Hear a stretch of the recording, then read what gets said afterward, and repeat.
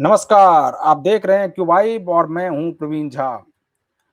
आज एक ऐसी खबर लेकर आया हूं जिसका इंतजार सभी को था।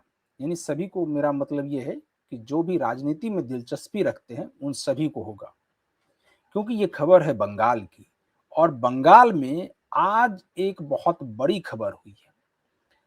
जो ममता बनर्जी की पार्टी है, उनके 58 विधायकों ने खत लिखा था, खास करके जो विधानसभा के स्पीकर हैं उनको।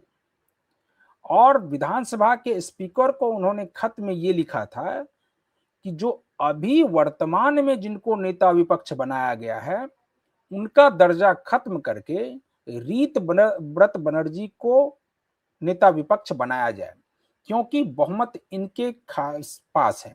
2/3 से ज्यादा बहुमत इनके पास है। और हुआ भी वही। आज जो है रीत व्रत बनर्जी को नेता विपक्ष बना दिया गया। और ना सिर्फ नेता विपक्ष बना दिया गया, बल्कि उनके लिए जो कैबिन अलॉट होता है, जो रूम अलॉट होता है, वो उनको अलॉट भी कर दिया गया। और उसमें वो रीत व्रत बनर्जी बैठ भी गए। ये मैं नहीं कह रहा हूं, ये संदीपन साहा ने कहा। संदीपन साहा ने कहा कि रीत व्रत बनर्जी जिस वक्त ये बयान दे रहे थे, वो उस वक्त उन्होंने कहा कि रीत व्रत बनर्जी अभी अपने चैम्बर में ही बैठे हुए हैं। यानी कि आप ये देखिए कि अब टीएमसी टूट गई है। टीएमसी अब दो धरों में बंट चुकी है। दो धरे क्या, अब धीरे धीरे वो भी जो बाकी विधायक बचे हैं, वो भी धीरे धीरे अब इसी गुट में आ जाएंगे। और जब इस गुट में आ जाएंगे, उसके बाद सबसे बड़ी जो बात होगी वो ये कि क्या अब जो सांसद हैं वो भी क्या 2/3 के साथ अलग गुट बनाते हैं, या फिर वो भारतीय जनता पार्टी में शामिल होते हैं। क्योंकि जब तक वो सांसद वहां से नहीं टूटेंगे, तब तक जो पार्टी का जो नाम है और जो पार्टी का सिंबल है, उस पर नए गुट का कब्जा नहीं हो पाएगा। तो अब इस सब पर आज हम लोग बातचीत करेंगे। और इस बातचीत में इस वक्त हमारे साथ जुड़ रहे हैं राजनीतिक विश्लेषक हैं और वरिष्ठ पत्रकार हैं संजीव प्रियदर्शी। संजीव जी, अब आपसे जानना चाहेंगे कि ये तो आज की सबसे बड़ी खबर है बंगाल के लिए, लेकिन उससे भी बड़ी खबर का लोगों को इंतजार है कि वो सिंबल और पार्टी का नाम कब आएगा इस गुट के पास। क्या वो जो 2/3 से ज्यादा सांसदों की संख्या चाहिए अलग होकर अलग गुट बनाने के लिए या भारतीय जनता पार्टी में शामिल होने के लिए, वो जब तक नहीं होगा तब तक ये संभव नहीं है। तो वो स्थिति कब आने वाली है? नमस्कार प्रवीण जी, आपके दर्शकों को भी मेरा नमस्कार। आगाज ऐसा हुआ है तो अंजाम कैसा होगा, सोच लीजिए। आगाज ऐसा हुआ है कि 2/3 से ज्यादा विधायक भाग गए। 4 तारीख को रिजल्ट आया था और महीना भी नहीं बीता। 4 जून को महीना लगेगा। यानी 1 महीने के अंदर देखिए, पहले टीएमसी का कैंडिडेट भागा जो अपने आप को बंगाल का सबसे बड़ा डॉन कहता था, जहांगीर खान, जो बहुसंख्यक लोगों को मारने और उनकी महिलाओं के साथ दुर्व्यवहार करने की धमकी देता था, वो भाग गया मैदान से। अब इनके विधायक भाग गए, नंदीग्राम में उनको कैंडिडेट नहीं मिला। अब तो पार्टी आप देख लीजिए क्या है कि देखिए, जमीन क्या है टीएमसी की, बंगाल। भाई बंगाल जमीन है, उसमें टीएमसी जोड़ा फूल के नाम से एक वृक्ष लगा हुआ था। उसके फल बंगाल में भी गिरते थे और उसकी लताएं जो है दिल्ली तक फैली थी, यानी सांसद। जब उस जड़ से ही टीएमसी खत्म हो रही है, यानी बंगाल की टीएमसी यूनिट अब बनर्जी परिवार से बाहर निकल गया, पीसी वाइपो से। तो ये दिल्ली की लताएं बिना खाद पानी तो जड़ से मिलता है। कोई भी वृक्ष कितना ही बड़ा हो, उसको खाद पानी तो उसके जमीन से मिलता है। अब वो भोजन पानी मिलना बंद है, तो इस सुखाड़ी में कितने दिनों तक टिक पाएंगे वो बिना भोजन पानी के? तो वो अवश्यम भावी है, बिल्कुल वो दिख रहा है। एक कहावत है, मॉर्निंग शोज द डे, जो दिन का आगाज बताता है सुबह कि दिन कैसा होगा। दिन बहुत बुरा है। और एक बार मैंने बोला भी था कि 1-2 दिन और हल्ला कर ले टीएमसी और ममता बनर्जी, उसके बाद अंधेरी स्याह का काली घाट पे स्याह काली रात है। और आज की जो रात है वो रात उन हिंदू महिलाओं के चित्कार अगर ममता बनर्जी को सुनाई ना दे तब कहिएगा, वो चित्कार उनको सुनाई देगा आज, और बंगाल के करोड़ों हिंदुओं की चित्कार सुनाई देगी आज। और जिन मुस्लिमों को दुधेली गाय बोलती थी वो सारे मुस्लिम विधायक भाग गए इनके। फिरहाद हकीम, बॉबी हकीम जो कहता था कि सबको अल्लाह वाला बनाना है, वो अल्लाह वाला बनाने वाला दुबक के बैठ गया है कहीं। पता नहीं कब आके वो जिहाद करेगा, लड़ेगा, और कब उर्दू को बंगाल की भाषा बनाएगा, कब वो 50% 70% में बदल देगा मुस्लिमों की आबादी को, और फिर यहाँ पे शरीयत लागू करेगा। कब करेगा भाई? अब कब निकलेगा फिरहाद हकीम? कब बोलेगा वो चुप क्यों है? नहीं करंट तो लग गया उसे। अब ममता बनर्जी और अभिषेक बनर्जी क्या करेंगे और क्या सोच रहे होंगे? अभी आज ये लोग घर में बैठकर कुछ तो मंत्रणा कर रहे होंगे ना कि अब आखिर आगे की प्लानिंग क्या होगी, क्योंकि इनकी और भी प्लानिंग है। उस प्लानिंग पर भी पानी फिर गया। वो जो एक अलग प्लानिंग था जिसमें कि कुछ बंगाल टाइप का कुछ बनाने की बात हो रही थी, जो ग्रेटर बांग्लादेश का सपना बांग्लादेश वाले देखते थे, और उसमें ये भी किस प्रकार से शामिल हो जाती थी, ये सब तो खैर अलग बात है। लेकिन अब वो क्या मंत्रणा कर रहे होंगे ये लोग? देखिए, आपने बड़ा अच्छा सवाल पूछा कि अब ये लोग क्या करेंगे। देखिए, इनको करना कुछ नहीं है, इनके सामने वाले कर रहे हैं, इनको बैठ के देखना है। इनके करने का समय जो है वो निकल चुका। अब जो है करने का समय किसी और का है, और वहां से जो हथौड़ा इनको लग रहा है, इनकी चूलें हिल रही हैं। सोचिए, जो विधायक कभी इनके शागिर्द हुआ करते थे, और ये अभिषेक बनर्जी के बारे में जो रिजू दत्ता ने बोला है कि एक एक विधायक 4-4 घंटे नौकर की तरह बैठा करता था, उसका पैर छूता था, बड़ा बड़ा बूढ़ा विधायक। इन ये कहाँ है? साइनी घोष कहाँ है? वही, अब ये सयानी घोष क्या करेंगे? ये सयानी घोष जो है, महुआ मोइत्रा तो लंदन में है, लंदन की टूर पे है। अब पता नहीं फिर लंदन से वापस भी आएंगी कि लंदन में ही रह जाएंगी, वो तो आगे पता चलेगा। लेकिन ये सयोनी घोष तो भारत में ही है, और ना सिर्फ भारत में है, कहा यह जा रहा है कि बंगाल में ही है। और बंगाल में रहने के बाद ना तो वो ममता बनर्जी के प्रोटेस्ट में शामिल होती हैं, ना कहीं दिखती हैं। आखिर ये कहाँ गायब हो गई हैं? अब इनके दिल में वो काबा और क्या नैन में मदीना पता नहीं क्या गाती थी, वो सब कहाँ चला गया इनका? देखिए, ये कहती थी कि आमी छोड़ देबो काया, आमी जाबो मदीना। मदीना तो जाएं, लेकिन मदीना, मक्का मदीना में काफिर नहीं जा सकते हैं। Not allowed for non Muslim. ये कोई हिंदुओं का तीर्थ स्थल नहीं है। काशी मथुरा हर जगह घूम के जो ड्रामा करना है, टंटा करना करिए। वो तो मक्का मदीना में आप जा ही नहीं सकते हैं, काफिर जा ही नहीं सकते हैं। और सयोनी घोष कहाँ है? सयोनी घोष देख रही हैं। देखिए, ये सब क्या थे कि आप देखते होंगे कि हाँ, इसकी तुलना मोहम्मद रिजवान से हो सकती है। पाकिस्तान का जो विकेट कीपर है, जो खेलता कम है, स्टाइल ज्यादा मारता है, बैटिंग कम करता है, चिल्लाता ज्यादा है, और खेलने से ज्यादा उसका पूरा ध्यान रहता है कि वो 1-2 बार तो नमाज पढ़ ही दे। तो उसको भी वनडे टीम से किक आउट कर दिया गया अभी पाकिस्तान की जो टीम अनाउंस हुई। तो ये टीएमसी की रिजवाना है। अब देखिए क्या होता है। ये सब देखिए, ये सब तो छटपटा रहे, व्याकुल हैं बीजेपी में आने के लिए, लेकिन बीजेपी ने दरवाजा बंद कर दिया। वो भी डर से दरवाजा बंद कर दिया, क्योंकि बीजेपी के नेताओं को पता है कि बंगाल की जनता इनसे इतना आक्रोशित है, टीएमसी से, कि अगर टीएमसी के एक पार्षद को भी बीजेपी के नेता लेंगे तो वहां के लोग बगावत कर देंगे। वाला नहीं है क्या कि दरवाजा बंद है, खिड़की खुला हुआ है? यहाँ वो स्थिति नहीं है क्या? नहीं, देखिए, ये बड़ा अच्छा आपने सवाल पूछा, तो मैं थोड़ा सा कंपैरेटिव स्टडी कर दूं। देखिए, क्या है कि लंबे समय से अखिलेश जी सत्ता में नहीं है, ठीक है, उनके 1-2 विधायक भागे होंगे, उनका पूरा पार्टी भाग गया क्या? ऐसा तो नहीं हुआ। क्योंकि जड़ों पे है सपा। तेजस्वी का ले लीजिए, ठीक है, एक विधायक इधर उधर हुआ राज्यसभा चुनाव में, और लंबे समय से विपक्ष की राजनीति कर रहे, कहां उनके विधायक भाग गए? पूरे विधायक तो कभी नहीं भागे, 2-4 भागे, क्योंकि वो जमीन पर हैं। लेकिन टीएमसी हवा में है, हवा में, इसीलिए इनके सारे विधायक भाग रहे हैं। और भाग क्या रहे हैं? अब वो भगाएंगे इनको, ममता बनर्जी और अभिषेक बनर्जी को पार्टी से एक्सपेल्ड करेंगे।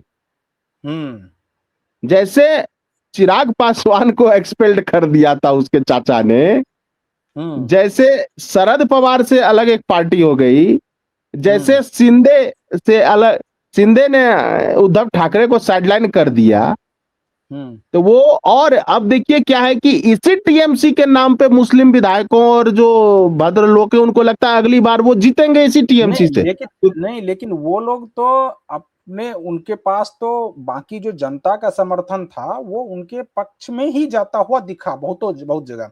शिंदे भले वहां पर अलग पार्टी बनाकर आए और वो जीत भी गए, लेकिन जो आप खास करके चिराग पासवान की बात कर रहे थे, तो चिराग पासवान में देखिए कि चिराग पासवान की पार्टी जरूर टूट गई थी, लेकिन जो जनता का समर्थन था वो चिराग पासवान के साथ था, वो रामविलास पासवान के बेटे होने के नाते उनके साथ था। क्या यहां भी वही फॉर्मूला होगा या यहां पर सब कुछ बदल गया? यहां तो अब जो नया है वही नया है। नहीं, देखिए यहां पर एक अलग फार्मूला है। अलग फार्मूला ये है कि टीएमसी के नाम पे अब ये जो मुस्लिम विधायक हैं, चाहे वो भद्रलोक के विधायक है, ये टीएमसी के नाम पे पार्टी को कायम करने की, अपने कंट्रोल में करने की कोशिश करेंगे। उनको लगता है कि टीएमसी का जो भी जनाधार है, 41% तो जनाधार है 4 मई के हिसाब से, तो उस 41% को अगर ये 30% तक भी मेंटेन करते हैं तो इनकी पॉलिटिकल कैरियर बचा रह जाएगा। इनको लगता है कि बीजेपी इनको नहीं लेगी। बीजेपी ने बोल दिया है कि छोटे से छोटा टीएमसी का वर्कर और बड़े से बड़ा टीएमसी नेता, उसको लेना मुश्किल है उनके लिए फिलहाल।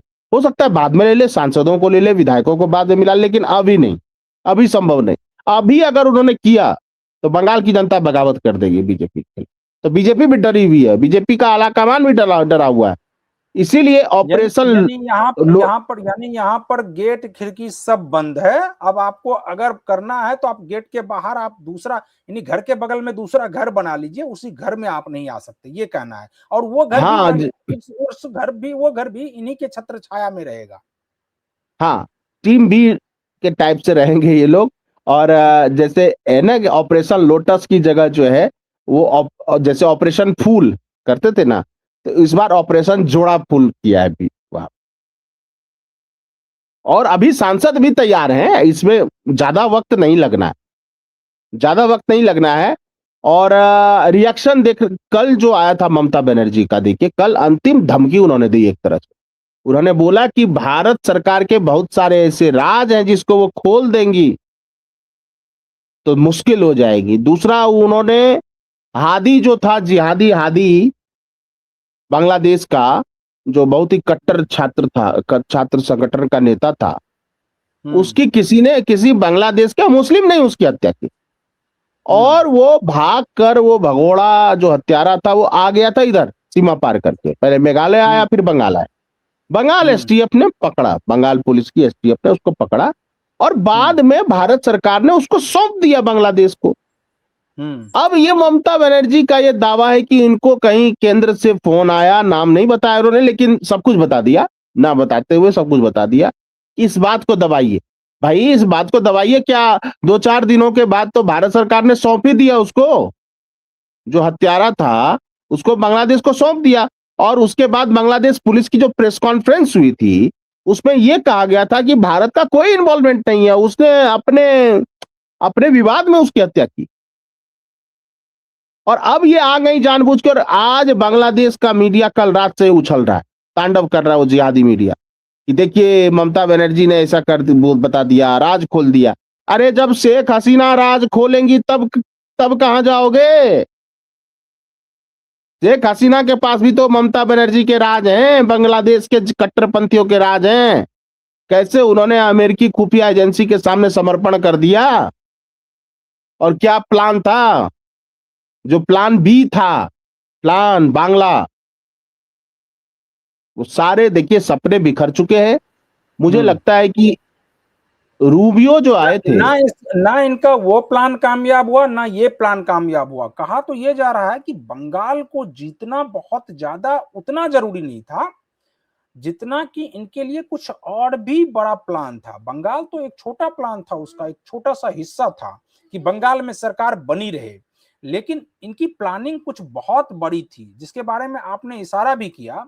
लेकिन उसमें कहा यह जा रहा है कि उसमें सीआईए, आईएसआई, बांग्लादेश सरकार, इन सब की भूमिका है और उसके बाद एक कुछ ग्रेटर टाइप का कुछ बना करके ग्रेटर बांग्लादेश बने या ग्रेटर बंगाल बने, इसको बनाकर और उसके प्रधानमंत्री बनने की कुछ इच्छा इनके मन में जाग रही थी।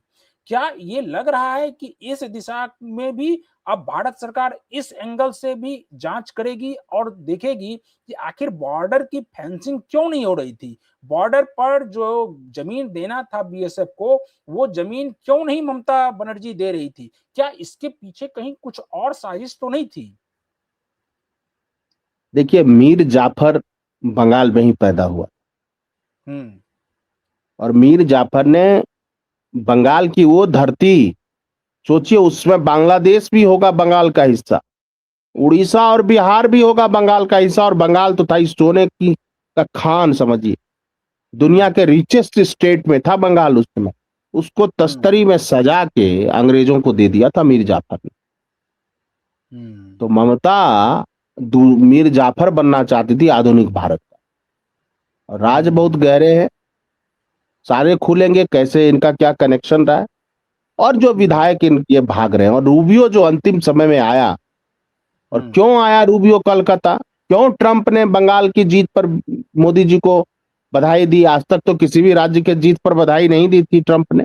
बिल्कुल। और फिर रूबियो का सेक्रेटरी ऑफ स्टेट जो है, या जिसको कहिए अमेरिका के विदेश मंत्री, उनको दिल्ली आने के बजाय कोलकाता क्यों आए? और मिशनरीज ऑफ चैरिटी में गए और वहां के खुफिया लोग बता रहे हैं, वहां के सूत्र बता रहे हैं। इसको आखिर डिकोड करने के लिए ये जो लुटियंस गैंग है, इसको क्यों नहीं डिकोड कर रहे हैं? जबकि बाकी कुछ मीडिया हैं जो इसको डिकोड करने पर लगे हुए हैं, लेकिन ये जो लुटियंस गैंग है वो इसको क्यों नहीं डिकोड कर रहे हैं? जब ये बाकी हर मुद्दे को डिकोड करने लगते हैं, तो मार्को रूबियो जो कोलकाता आए और फिर वहां पर इनका बंगाल का क्या कनेक्शन है, इसको डिकोड करने की कोशिश ये लोग क्यों नहीं कर रहे हैं? सवाल बहुत अच्छा है। देखिए, मैग्सेसे अवार्ड ऐसे नहीं मिलता है, रॉकफेलर फाउंडेशन के कहने पर मैग्सेसे अवार्ड मिलता है। और कौन है रॉकफेलर? रिसर्च कर ले, जिसने पूरे दवा के जगत को, मेडिसिन फार्मेसी इंडस्ट्री को कंट्रोल कर लिया, जिसने हमारे एजुकेशन सिस्टम को कंट्रोल कर लिया, और जिसका मोटिव है हर जगह कैथोलिक क्रिश्चियंस को फैलाना। तो वही तो दिलाता है रेमन मैग्सेसे अवार्ड। और बगल में एक नोबेल की भी बहुत चर्चा होती है। बिल्कुल। बगल में एक नोबेल अवार्डी जो हत्यारा, जघन्य जिहादी यूनुस, हमने देख लिया कि, और नोबेल पुरस्कार भी क्या है, नोबेल है या वो घृणित व्यक्ति था जिसने कि बांग्लादेश में मानवता को, इंसानियत को तार-तार कर दिया, लोकतंत्र को तार-तार कर दिया। तो ये गैंग तो, ये तो फैब्रिकेटेड गैंग है ना। इनको 2021 की हिंसा थोड़े ना दिखाई दी थी। इस गैंग के जितने चट्टे बट्टे हैं, इनको ना वंदे भारत ट्रेन दिखता है, देखिए। और यहां तक कह देता है कि अगर ट्रेन इतना अच्छा है तो क्या जरूरी है इस ट्रेन को अच्छा रखने की, और वही चाइना के बुलेट ट्रेन की तारीफ करता है।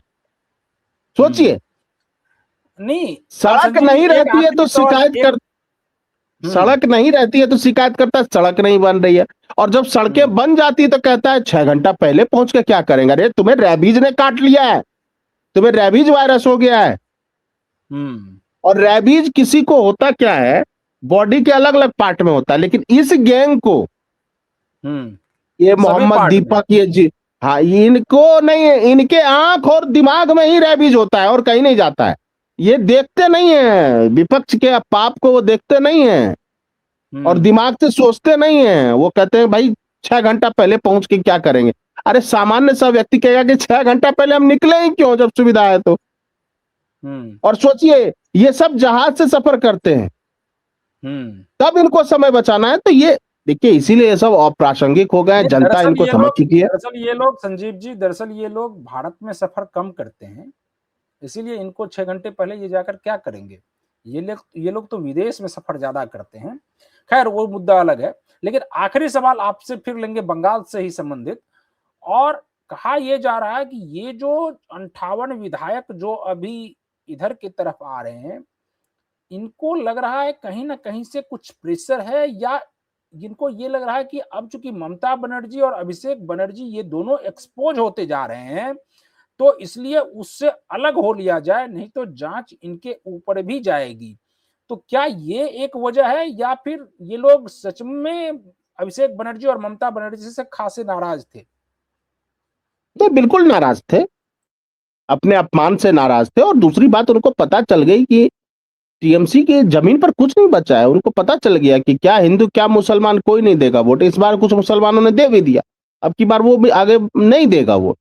और फिर जब ये अपने दम पर जीत कर आए तो ममता और अभिषेक की गुलामी क्यों करें। और ममता बनर्जी जिस मन स्थिति में है, कल आप उनका भाषण सुनिए, आपको लगेगा कि ये लगेगा ही नहीं कि इतने बड़े पद पर वो बैठी हुई थी, कोई पद की गरिमा ही नहीं रखती है। तो इन्होंने आजादी पाई है, दरअसल इन्होंने मुक्ति पाई है उस तानाशाही से, उस संतरास से, उस दुर्नीति से। सोचिए सुरेंद्र नाथ बनर्जी कॉलेज कोलकाता में, वहां स्टूडेंट यूनियन के ऑफिस से, टीएमसी के स्टूडेंट यूनियन के ऑफिस से दीमक लगे नोट मिले, 2-2 3-3 बैग भरे हुए नोट, दीमक लग गए उसमें। और वो नए नोट हैं, नोटबंदी के बाद वाले नोट हैं। सोचिए करप्शन स्टूडेंट यूनियन का ऐसा कर। और एक जगह तो कॉलेज में मिला है कि बिल्कुल बाथरूम बना हुआ है, अच्छा कमरा हुआ, उसमें आपत्तिजनक सामान भी बरामद हुआ है। सोचिए क्या चल रहा था टीएमसी। चलिए कौन रहेगा उस टीएमसी में। पाप का गठरी। देखिए विधायक बनने रहना आसान है, लेकिन ममता और अभिषेक के पाप के गठरी का वजन संभालना बहुत ही मुश्किल है। और वो वजन संभालने वाला तो अब फिरहाद हकीम नहीं बचा। हो सकता है कुणाल घोष तो कल वजन को बर्दाश्त नहीं कर पाया, बेहोश हो गया, तो ममता बनर्जी उसको पंखा होंक रही थी, कुणाल घोष। और कल्याण बनर्जी जैसा बदतमीज कल्याण बनर्जी ने शुभेंदु अधिकारी को पाठा कहा था, पाठा, छागर। छागर जिसको हम लोग जानते हैं छागर क्या होता है, यानी बकरे का बच्चा जो है उसको कहा था छागर है, और छागर की तरह तुमको बलि चढ़ा देंगे, ऐसा बोला था कल्याण बनर्जी। और वो व्यक्ति लोकतंत्र की बात करता है, उसके साथ तो कितकित अभी होना बाकी है। कितकित टीएमसी का हो गया। 214 से 80, 80 से अब अभी 20 बचा है। कितकित करके 10 बचेगा, अंत में 3 बचेगा, वही 3-4। चलिए संजीव जी, आज हम लोग इस डिबेट को यहीं पर खत्म करते हैं। कल किसी और मुद्दे के साथ फिर हाजिर होंगे, तब तक आप बने रहिए क्यू वाइव के साथ। मुझे दीजिए अनुमति, नमस्कार।